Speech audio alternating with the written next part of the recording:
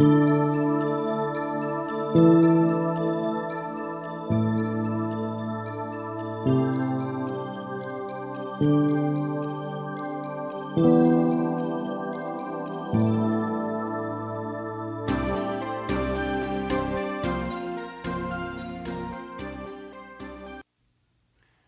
right, good day to you. We're going to go on a little trip today. We're going to go back to New Mexico. We will be off the regular course of the Rio Grande, but yet very near that same valley without giving a location in which the Rio Grande runs. As a matter of fact, we'll be within that region. The travelers that travel the Rio Grande. It is so sad that our American history, as we teach young people that Columbus discovered America, can be disproven so easily by anyone that uses a little bit of common sense and reads the signs that were left by the travelers in ancient times. And we're very blessed that these petroglyphs that we'll be looking at today and pictographs are from ancient times, really ancient. Probably most of them could be fixed to anywhere from 100 to 400 BC, somewhere in that area. And we will hear the subject water. Naturally, water was a very important thing. We will see signs that were left for mines are near, and there is a operating silver mine, or was at one time, about 1 mile from the location we will be at here. But my gold mine comes from the ancient writings. It would seem that today you're going to see a people that many of their beliefs, religion, began in Carthage, for it is obvious there is a very strong Carthaginian influence because of Tene, the mother goddess, the wife of Baal, that one that so many worship that is around the world, or rather that she traveled the world over. And as I mentioned, there are many spirals and there are many labyrinth in this particular area. One labyrinth being the water bird goddess, or the goddess of water, water being very important. Water was discovered, and usually the reason you found a spiral in an area where they were searching for water, as that water running under the earth in a large enough portion disturbs the normal electrical fields in some fashion, and that's why that, not witching, but they would use a pendulum on a string and it would begin to swing in this way, much as in our generation, if a farmer wants to drill a new well or something, he takes 2 pieces of metal of length, and it's not witching as some say, but simply that disturbance in that field will cause those to cross over water. And I know for a fact that it works from experience. But it would seem that this particular method worked in this particular area, be that as it may. Not that important, but I do utilize that to explain why you have so many spirals in this particular area, and why would you would have the water bird goddess, because there is a huge irrigation well not too far from this, plus a stream that has a spring that is barrels of water per minute in a very dry land. So they had hit the jackpot as far as water was concerned.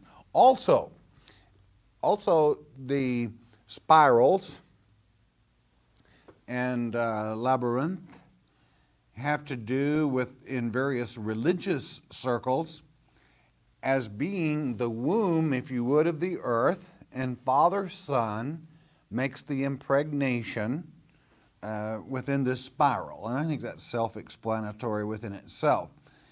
And of course, as we discovered in Winslow, Arizona, the Hopi, some of them believe that this spiral is where, like that you would, or labyrinth is where you enter into another earth age. Quite interesting. These religions, as they are passed down, we can respect all of them, for certainly we learn the travels of individuals and their religions and knowledge as it is shared with local peoples or peoples that are already located in this geographical location. So I know you're going to enjoy this documentary a great deal, for it is our first find of these people in New Mexico along the Rio Grande Valley. That is to say, this ancient, and with this particular party, we've found many different peoples that traveled that Rio Grande up through the Gulf and so forth. The waterways were super highways. That's all they had. Water is life when you're in a desert land.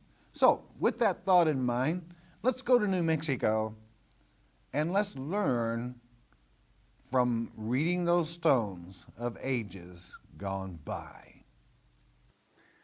Well, here we are in the Rio Grande Valley again, a place that always fascinates. We're in foothills. We're not going to give the location, but it's fantastic again to bring some of the pictographs, the ancient history, and the many people that migrated up and down. We have quite a crew. I'm going to have Mike take a little sweep of them here as we're out today hunting, searching for those signs on rock, and the rocks do speak. Some of the most precious history that we have remaining is that history that was left before newspapers were published and before man had communication, certainly that we have today. This was a form of communication. It's always rich, it's always rewarding. So I hope you'll enjoy this documentary today, another documentary from the Rio Grande Valley and the foothills adjacent there too. We're going to sweep up to a petroglyph just above us here. You're going to note first that we have a larger character on the left of the panel, and you'll notice that both hands are upraised with palms open, which means he is praying or seeking protection or guidance from a higher power. And you will note also, very dim to see, but a man sitting on what would look like a bench, but if you look closer, you see the tier, which makes it a temple. And then you'll understand why, with his hand upraised and open, and note his head in particular. Note the circles there. That's always considered in petroglyphs divine. So we see that we have a petroglyph probably of worship. Now we're going to move right down below that. You will note what looks like two crosses, which would not seem to ply in, certainly not at this time, but look at the man, and then note the steps up. And then you see the three panels. Now, as you know, most in Indian culture, there were, as in Christianity, there were three that were certainly recognized. You will notice this from the Cherokee throughout the various tribes. If this should have been Indian, most likely is. But it is a beautiful petroglyph, and there is an old city that would be above this. We're going to be going up there, and we'll give you some shots from there. Another petroglyph in the Rio Grande Valley. Okay, we have an interesting panel here. I'm going to go to the top, which is with the dots, which would be spots, would show a young animal.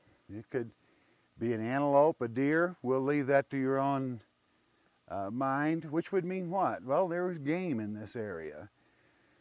And an animal here made probably by a different hand at a different time. And this is what is most interesting. I want to call your mind to these ships. I'm going to draw a line here of so. But at the same time, we have an animal we have what could be a tree.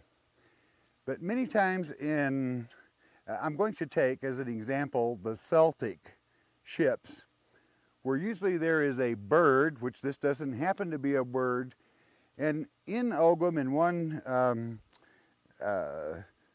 slang, it means this bird walked by our ship all the way. But hidden within that is a prayer to Odin. And what it breaks back in that language, as you know, Dr. Fell has found in at least 2 different places, one in America, another in Europe, whereby it states, "O Odin, help protect this ship and see us a safe return."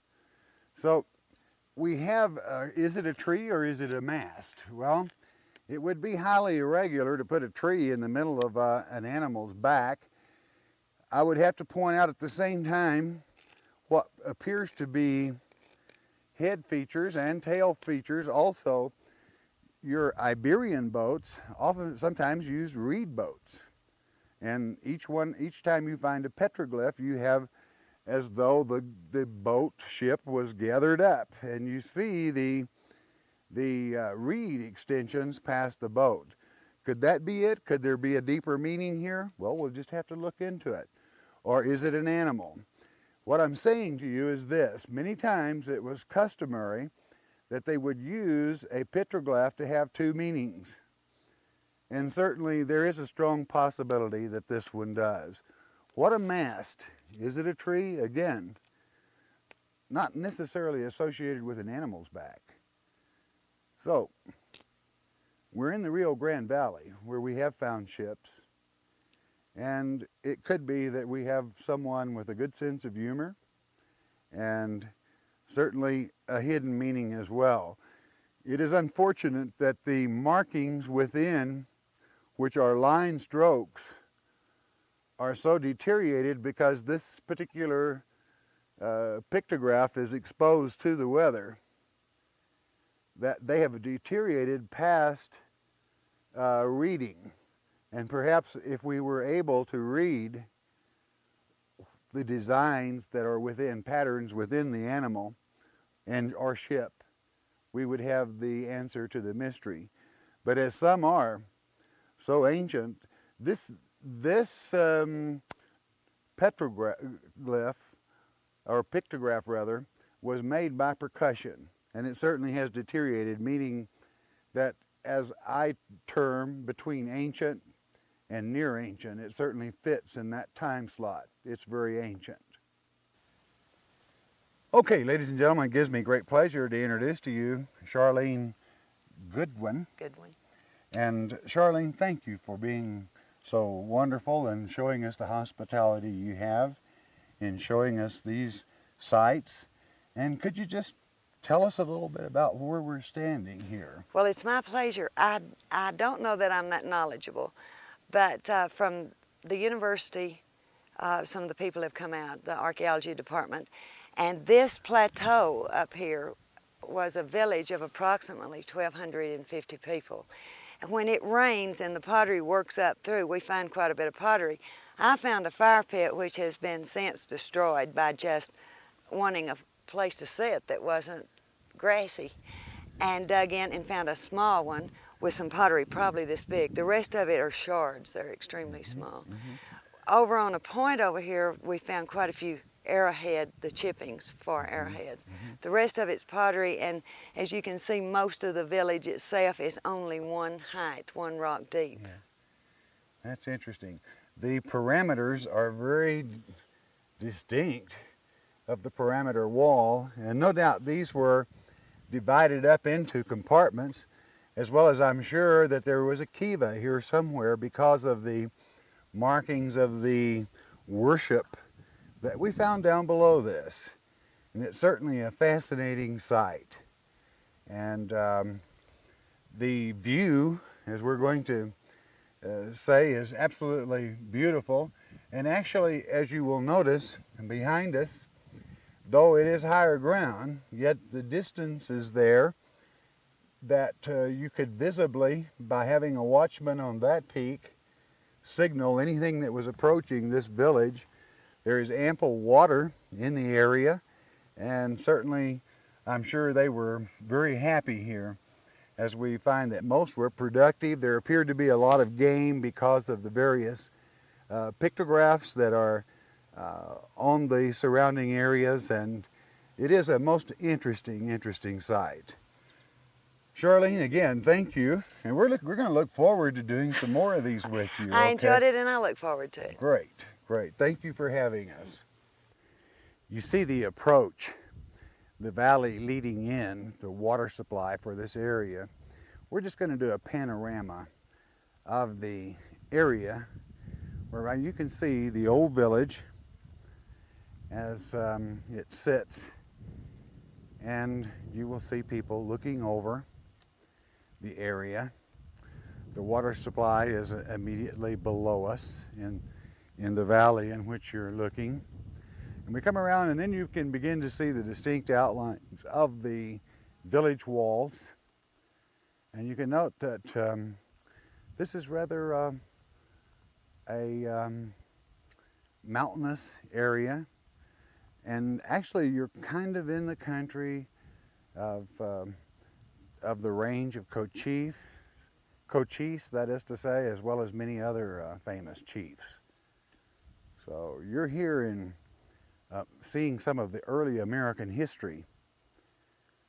Long gone by? Well, as you can see, you can tell what kind of tools they use simply on the surface. You can see what kind of dishes they use, that is to say pottery, and the work, no doubt, that many of them did. That still remains for the eye that is trained to see the history that is still with us. Make sure that you always help preserve these sites and keep them for many generations to come, to understand what has gone on by our heritage, our rich American heritage. May we always protect her. May we always keep her. Even as we observe the people of this village, no doubt from the writings and communications that they have left, were a religious people. They prayed to their Father, and they asked His guidance and protection, and no doubt we're quite happy here.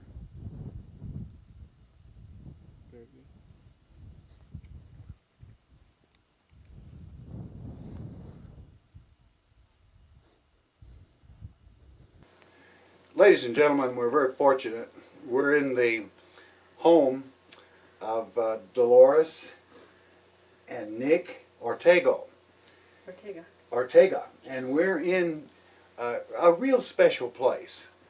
And I'm going to have Nick tell us the story of Chiz, and they have such a beautiful home, and some of the things that through the generations and so forth that they have come by in this place. Nick and Dolores, it's so good of you all to have us. Yeah. And Nick, if you would, will you share with us? Sure. Heck yeah. So, Oh, good. well, my name is Nick Ortega, and I was born and raised here in Chiz. And there's my wife Dolores, and we got 2 kids, a girl and a boy. We got 2 grandkids, and they left home, and they're somewhere else. We're over here by ourselves now. I see. So, and my great-grandfather came to this area when the Indians were still here, you know. Coach Chiz was here. He made friends with Coach Chiz, and he even baptized one of the kids of Coach Chiz, my grandfather. Oh, where did your grandfather come from? From Spain. From Spain. Yeah, and from you're Spain. talking about the Cochise. Yeah. All right. Yeah. So, how come they named that little place, they name it after Coach Chiz, you know, but they name it Chiz, you know. For shorten it out, I guess, you know. Yeah. And so, it was over here when I was growing up, there was about... Nick, but I was just going to say one thing. They named it after Cochise, but they spelled it in the Spanish Yeah. way, which is spelled C-H-I-Z instead of C-H-I-S-E, like Yeah, Cochise. yeah. Good. Okay. Good. Yeah. And when we were going to school here, there were about 16 families living in this area here, you know. I see. And we had a school teacher here, and they used to raise a lot of corn in this valley here, you know. And we used to work here and go to school and then go in the middle of the day and take a bath out the canyon there in the water. And then we come back and do some more work, you know. and then, Tell them about the church. oh yeah, and we got the church, you know, Catholic I church here, you noticed know. that. It's beautiful. It's really pretty. And they started building it about in the early 20s, you know. Wow. Maybe 1900 somewhere they started, you know. And they quit for a few years, you know. They didn't finish they just made the walls of the church and they quit. And then this spring over here up the canyon dried up, you know. And my great grandmother promised if the water will come back, you know, the spring will come up, then the lady will finish that church. So the water that summer the water came back. Wow. And the lady started working the church, you know, tried to build that up, you know. And then the man got in there and finally finished it, you know. Wow. But he wasn't, when the water dried up, it wasn't in 1920, 22, I guess, when Wow. it dried up, you know. And the church was restarted in 1923. Yeah, 1923. We'll try to get a shot of it. yeah. Before It'd be we nice go, if, so- if you so guys we could can see it, you know, inside, it's inside. Yeah. it's got right. antiques. So then we've been here all our life. I've worked a few places, another place, you know, but I came back to Chiz. I was born and raised here, you know, Wow. and I bought my dad's ranch, and so I run cattle on it and everything, you know. But down through the years, we found this. Yeah, we're the fourth Thank you. generation here. Yeah, the Fourth fourth generation. Yeah. Wow. over here. So when you say home, this It's- is Home, home. you know. And then I got a son and daughter, and then we got a grandson, you know, and that's going to be the sixth generation by Oh, his that's time, you know. great. already. That is great. So, and then we found this around the area here, you know. I guess I found that metate about in the 60s somewhere in there. you I know. see. Yeah. Well, we're if it's all right, let's let the missus explain what a matati is. Oh, yeah. Okay. And what is it we call the handpiece there? That's a mono. A mono. And what does mono mean? The mono is a hand. It's a hand. There we go. Yeah. The handpiece is called a mono. Yeah. Yeah, and the matata was used to grind their corn, which Or whatever. or whatever they needed to do. But they would get this and they would go like this with it until they ground their corn the way they wanted to, I or as see. fine as they I wanted to. see. So it's a very special piece. It's complete. It's It's nothing perfect. It perfect really piece. is. It hasn't been. And then when they found it, it was turned upside down. And Nick was riding, and he saw it and just decided to go on his way. But thinking about it, he came back to see what it was, and that's what he found. He took it home. And later on, he kept thinking, well, maybe the other part to it is there. And he did come back, and he found the part exactly at the same place. Wow. Yeah, the hand was on the bottom of On the that bottom, rock, but he you know. just didn't pay attention at the when Wow. he got it. Wow. Uh-huh. And it seems like you have almost two complete pots there. Yes, Yeah. just a Yeah. little piece is lacking out of there, but hopefully we Yeah, can our make son, sure. you know, was riding. One time we were hunting deer for deer season, and he got on top of these bluffs and he looked down the bluff, and I've been there 100 times, you know, and I never did see him, you know. And they were buried in the cactus, and the rats had a rat nest over it, and he could see part of it, one of these bowls, and he thought it was a part of inner tube, you know. But he still was curious, you know, so he got off the bluff and went over there. Boy, he found him there, you know. Oh. So he came, you know, and then the evening when he got here, you know, he told us. So the next day, I took a pack horse and bags and whatever, you know, and brought him home, you know. Oh, that's great. Well, they're beautiful pieces. Yeah. It would appear that one is a water pot and the other is for storing grain or whatever, small grain or I guess, whatever. you know. Yeah. Yeah. And they were in the same place, the two of them, you know. But the rest had a nest over them, you know. I'm going to go in front of you here a little bit. Yeah. I see an interesting piece here. That almost looks like a foot, doesn't It it? Almost, but the other side. Look at that. Now, how has it been explained to you? Maybe you could tell us. To me, there were some people here that study rocks and whatever, you know. And they said that maybe at one time a man went through this place where this rock formed, you know. Either they step in the sand, and then with the years, this thing will form and got water and made it to a trench, you know, I guess. Yeah. You know. That's what they told me. Yes. I don't know what In other words, you know. a track in a low place, and then the silt would come in and then harden or ironize, And there you got it. That's a very interesting thing, and it's something that we work with quite a bit. Yeah. Now, I see that you have all kinds of pretties. I'm just going to hand them to you and let you explain them to Well, us. I don't know. They told me this was a arrowhead sharpener. They just use it, and sharpen the arrows. Yes. So they can kill a deer or buffalo or whatever, And you can see quite a few have been sharpened up Yeah, you there. can see they've been used quite a bit, Yeah. Yeah. And you got some beautiful hammers and axes. Yeah. This is a tomahawk. It's an arrow. What you call this? And, tomahawk. Yeah. I believe that's what it is, But we found these ones, That's a nice Dolores and our specimen. son, And then, of course, There must be a hammers, I guess. you bet. Because they used to put it, I guess they got a flat blade there for a stick of wood. And they put rawhide or whatever they had, and use it for breaking something. I guess the two of them, Yes. So they got a place for the strap there, And Yeah. something we find quite a bit of in this area. Yeah, Petrified. this is piece of wood and it turned to a rock, Yes. with the ears, And it's pretty, Petrified wood, yes, and it's pretty obvious it's cedar too, Yeah, isn't it it? is, Mm-hmm. Yeah. Yeah. Yes. Well, Nice. we really feel honored. It isn't often that we are able to meet a family that in those 4 generations, Yeah. the grandfather from Spain Yeah. is able to meet Cochise personally. Person. And of course, we know he was one of the famous chiefs in this area, and naturally he was in this area quite a Yeah. bit. Yeah. He and Victoria and some of the others. But Yeah. it just really is wonderful that you have shared this with the American people.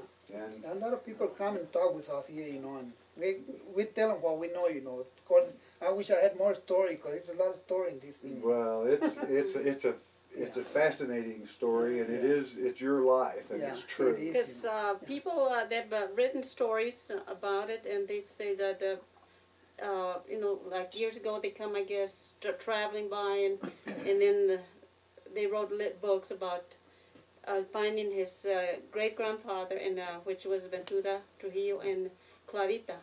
Wow. Yeah, that was the name of that, my uh, grandfather. They had settled here in the early 1800s, Oh, that's great. and they had Yeah. found them. They were farming around Wow. and their livestock. Anything else you'd like to share with us?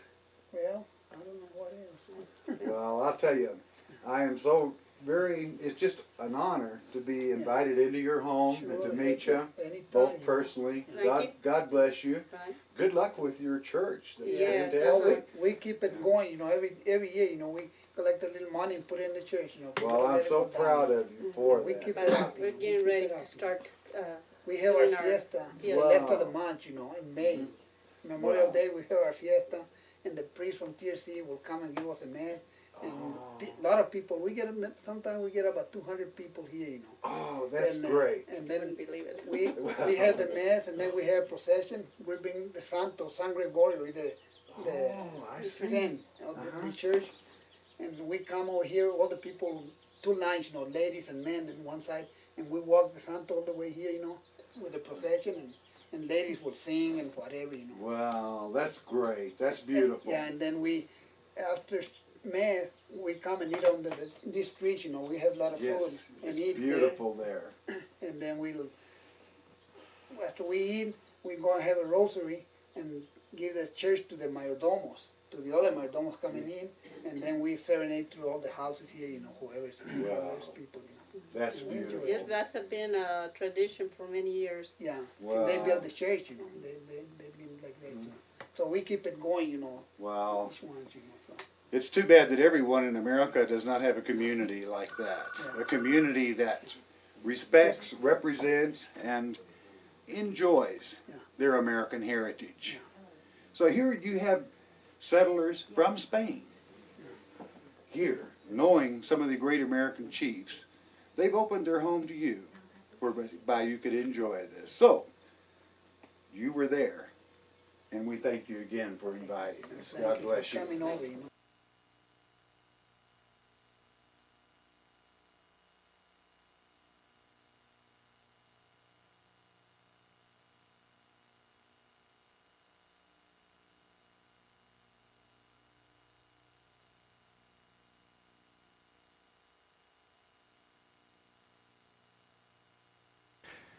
All right, again, in the field, we have a fascinating find here. Let's talk about people for a moment. The Carthaginians were dispelled from Carthage about 800 BC. That is to say, they were there about 800 BC. The things people worship, they take with them. So we can rest assured that as they make their migrations, they're going to take their gods with them, just as we as Christians would not think of traveling usually without saying, Father, watch over me in His name. So, and when people are far away from home, and when there are dangers, and perhaps even the wonder if they will ever see their loved ones again, naturally, they turn back to that thing that they have faith in. That is just natural, a very natural thing among human beings. Now we're back in the state of New Mexico, and we find here that this little moon goddess named Tene, you'll find her all over Europe, basically, all over Africa, in South Africa, but she originated, it is believed, with the Ephesians, and some scholars think even further back than that, with the Egyptians. What is she? Well, she usually has a round head, always, not necessarily, but most of the time, with upraised arms giving a blessing. And usually it is a triangle such as you see here, which has to do with the pelvic area, and usually all you'll see is a round circle with a triangle below it, which represents the feminine, the moon goddess, and the feminine to document that it is a woman. Her name Tene, and she is called other names in other countries, but most people know her as Tene. She has been found all over the U.S., but I think probably we have one of the better finds here, in as much as even the eyes themselves, as you can see, are very distinct. And whether you can see it or make it up, we have three. Oftentimes there is a part moon and then the sun, which means she being the mother of moon goddess, wife of the father sun in most mythology and in most religions. But we have three here, which is the moon, the sun, and the sun always being the greater. And what is the third? I would not know, but we could say the earth, for which is the completeness of the conception of the sun's rays on Mother Earth, bringing forth light. Now, we have a very unusual thing for the United States. I only know of one other place that we find Tene, and this Phoenician, and I say again, Phoenician symbol, which is a symbol of Tene, with part probably having fallen away, but yet to the scholar, no question, the Phoenician symbol for Tene. And look at this, right beside it. We have another very unusual thing. This being, we see the feet, and we see the labyrinth, with antennae, which is the mother goddess of water, the mother goddess of water. And the place we are in, over this particular place and any other spiral found, labyrinth or spiral, by using a method of discerning running water underneath, which is what this symbolizes, it is there. It is there. On the exact spot of each spiral, then we have that underflow, and there is so much to mythology. What does this have to do with a Christian? Well, a Christian should know all people, their travels, where they have gone, and we can better understand then how that the migrations took place whereby we have people affixed as they are. If you were to take the nest of language, let's take the Hebrew Aleph, you have an ox head. Not a letter as we think of an A, though if you were to turn the A over today, you still have the same thing, an ox head. That's how it started in the beginning, and that's what the letter meant, ox head.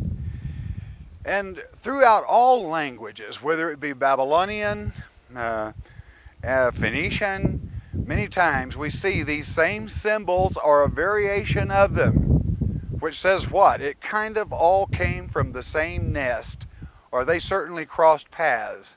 So what a fantastic find. We'll be running this documentary, and as we show you these, we will show you cuts and clips of Tene, as well as the water goddess, as well as some of the spirals and their meanings. We will also show you an ancient language which probably has to do with a summer solstice or the spring equinox. We'll be checking on that and watching it, but what a fascinating area to have so many proofs. You've got it in America. Tene, the moon goddess, the Tene in an Ephesian character, a Phoenician rather character, that means only one thing, Tene. And then the mother goddess of water, when we're standing on one of the main water streams, I have no doubt, because of my familiarity with this area, that would be in this part of the state.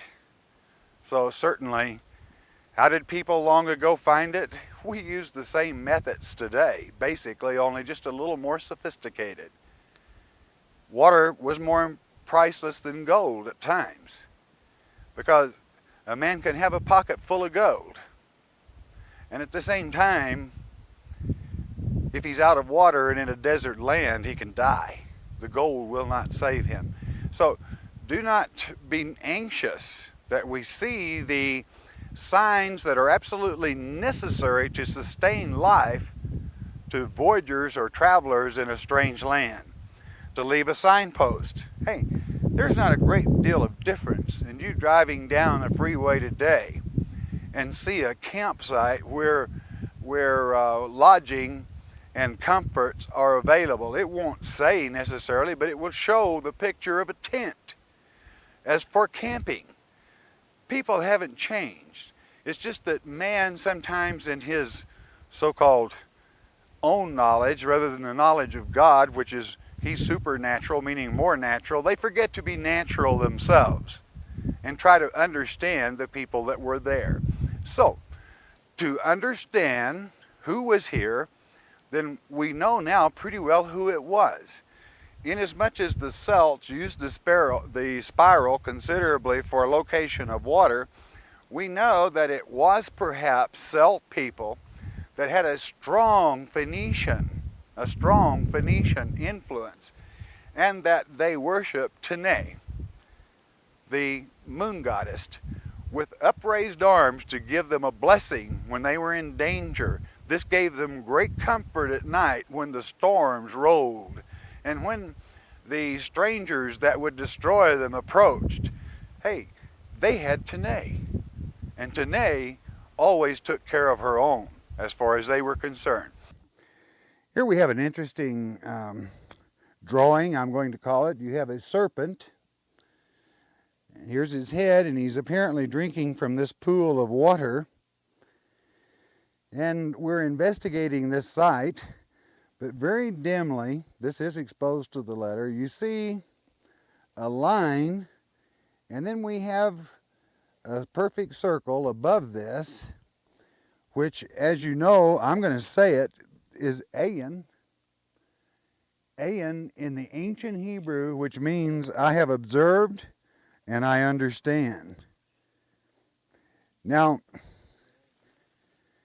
this has decomposed so badly, weathered so badly, I should say, that even above the circle there is a possible aleph. Very dim, so we're going to reserve judgment on that. Serpent always means water.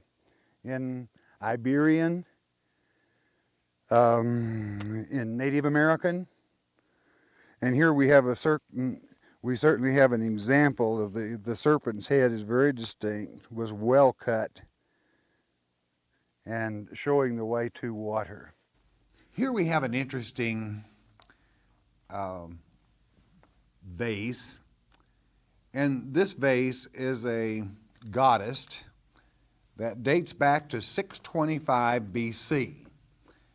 And she is the water bird goddess, and you notice the labyrinth there, and you see a smaller picture of the flask up above that, and she is the lady, and you see the square labyrinth there on this particular place. Now, look at this one that we found in New Mexico.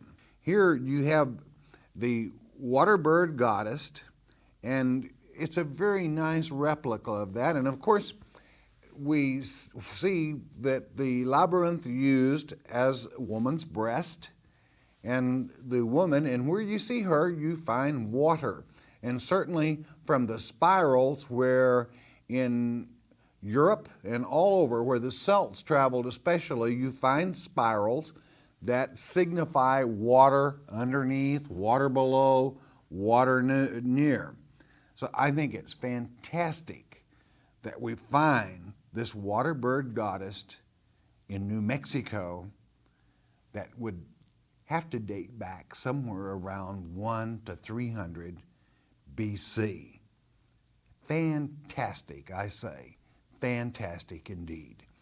We'll talk about Tenay for a moment. Where did she originate? Well, Tenay in Carthage, we might say, and I'm going to just glance through a lady you're going to be introduced to on this network, Gloria Farley of Oklahoma. We're going to be doing a documentary with her very soon, and she has just completed a work that should be a textbook at every college of this nation. That particular book by Gloria Farley, titled In Plain Sight, will give you this interesting, knowledgeable lady's experience in her travels. Taken from an article in Aesop, which also you will find in her own book. I'm going to just skirt a little bit here. The sign of Tenay, as principally used in the ancient Carthage, was simple, and a triangle for a skirt with a round circle at the apex of the head, with a horizontal line of arms stretched out at the juncture. Often the forearms were lifted upward. And she dates back many years, and you find her in Phoenicia, and you're going to see a Phoenician symbol that is very near this Tenay and the water bird goddess, as a matter of fact, that locks it in as that part of the people here had a strong Phoenician influence. As a matter of fact, we're even going to show you some Phoenician Greek letters as we progress along. But I'm going to show you several of the shots of the various Tenays that Mrs. Farley puts in her book from various places around the world. You'll be showing those as we move through, even at this time. You will find Tenay aboard ships so that you know that she traveled. She was a great comfort to sailors of this time. It took a brave soul to travel, as you will find here in figure 12 of a couple of Tenays here traveling with this small boat. And she has been discovered all around the world, this particular goddess. And now we're going to move on, if we may, to what will seem like a cross to you in New Mexico that is Phoenician. And then I'm going to show you from America, BC, Dr. Feld's work, the same cross, which is a Phoenician symbol that is utilized representing Tenay. Let's go to New Mexico. Let's see what we have on the stones between these two ladies that was Tenay and the water bird goddess. And what do we have? We have the cross, as you see being illustrated and pointed to, documenting here. If you search hard enough, we find that these travelers were connected to and had been exposed to the Phoenicians, their religion, as well as someone that knew their language. Here you see the cross found in Dr. Fell's work, his book, America BC. This particular cross was found in New England. It is Phoenician, and it signifies Tanae, the mother goddess, wife of Baal. Now, found in this same location, and just below it, if we can scan down to it, was Tanae also written in Ogam. Guess what?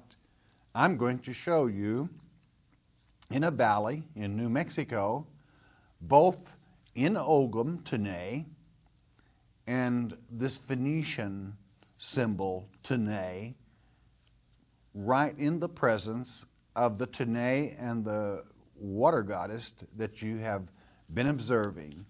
And I think it is fascinating that these particular symbols would all be united in one valley. Tanae, you bet. Tanae, this was a very sacred place for these that worshiped here. Were they Celts? Well, we're going to show you something very interesting. As we move on from this, we're going to go to some more Phoenician writing that's going to, I think you're going to find very interesting. Only 3 letters, but these 3 letters say so very much. Geographically speaking, they are located above at a higher point than the 2 ladies we've just been looking at, and the Phoenician symbol symbolizing Tanae. And I think you're going to be quite surprised at what we find on translating, and translated by yours truly, from the ancient languages found in New Mexico. So, we'll have that in one moment, and what do you know? Phoenician writings. Phoenician Greek. We have 3 letters. Beginning at the top, we have the letter N. We have below it the letter L. And below that, in ancient Phoenician Greek, S.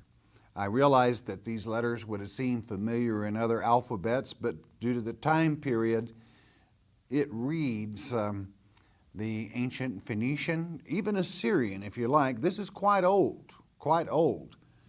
And this word means, probably best described in English, circumspect. Circumspect. What does circumspect mean? Well, let's break it back. Look all around carefully before acting. It means in the ancient language also watch. It also means be sober. It means also, taken a little farther, it means wineless. Don't bring wine here, sober in that sense. This is a sacred place. This writing was found near altars, whereby it meant don't be sober when you come here, because this is an altar and it's a very sacred place. And being located immediately above Tanae and the water goddess, the bird goddess, then I have no doubt that this was a very sacred place. I feel also, inasmuch as taking the value circumspect, look carefully, watch, I feel this is a directional find as well, inasmuch as very near this, and I don't think we're going to have a picture of it, I'll just simply say it in passing, we found a cup and rings, which always means metal mining is found near here. 85% of the cups and rings found in Europe, in Ireland, Great Britain, and so forth, were found in mining communities. So it is a symbol. So many of these directional markers, look, be careful before you act, so forth. Be sober, think, leave the wine away from this spot. It's edifying to find an ancient alphabet right here in New Mexico that only someone would have utilized through that time period of 1 to 300 BC. It's sad that we teach our children that Columbus discovered America. In the first place, it would be like leaving a big question mark of who were the American Indians that already resided here and is reported as having been met by him. Forget it. You know, God scattered the children, and it's obvious that the stones speak. And regardless of what religion they were, you might say, well, why are you as a Christian showing these Baal symbols? Well, what's new under the sun? We have Christians today, and we sure have a lot of worse than Baal worshipers with us today. That's the way people are.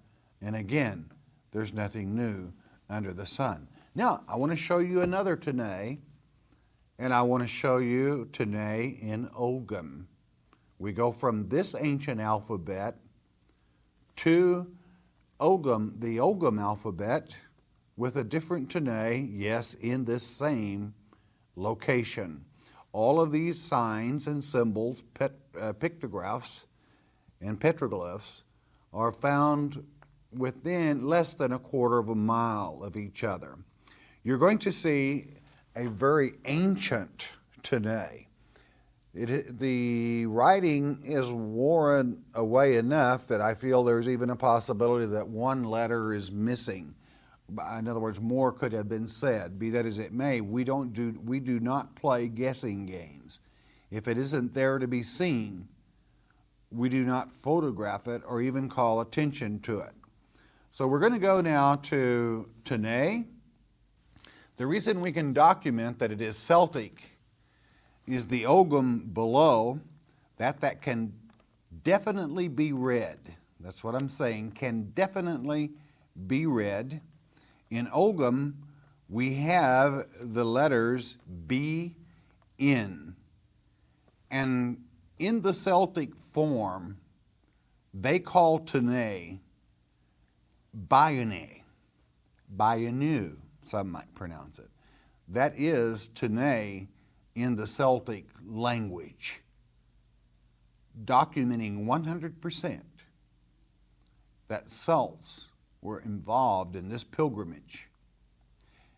And quite frankly, there would be no way of documenting, but it is very possible that this Tene is older than the Tene located down below. This is located in a higher portion. So how fascinating, absolutely fascinating. Ogam in relationship to, within the same location, Phoenician, and let it not be forgotten that less than how many miles, let me think real quickly, to Waco Tanks, we're probably about 120 miles north of Waco Tanks, where we found Iberian and Ogam side by side, both saying water. So we've had many travelers up and down the Rio Grande Valley. There is nothing new under the sun, certainly. And many men that do translating do not put themselves in the place of the people that were there to know that, in the first place, most people around 100, 200, 300 BC, basically either royalty, kings, that is to say, or priests were able to write. In the case of the rune alphabet, only priest could write this alphabet. So you have to put your mind in the mind of a priest of that religion, or you're not going to be able to interpret the real in-depth meaning, as an example, of a rune message text.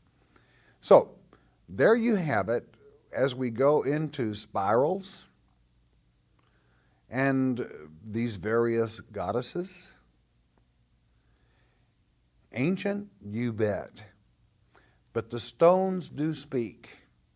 And it is really sad that our nation that the academic world cannot loosen its frowning brow just a little bit and be able to discuss those things that need to be discussed without feeling that someone's going to lose their credentials if they do a little looking.